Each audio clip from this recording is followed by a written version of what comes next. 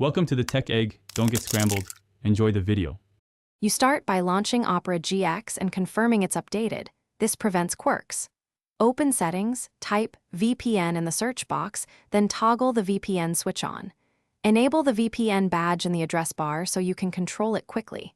You do this now because built-in VPN behaves differently than extensions, and the badge saves time. Once done, close other tabs that use location, because keeping them open can leak real-time location data and confuse You click the VPN badge, and you'll see an option labeled Virtual Location.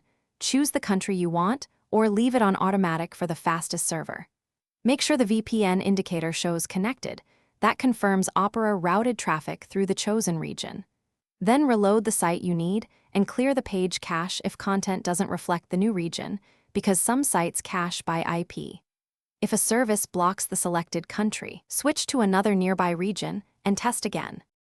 You finish by verifying your IP and DNS, show the new region using an IP check page.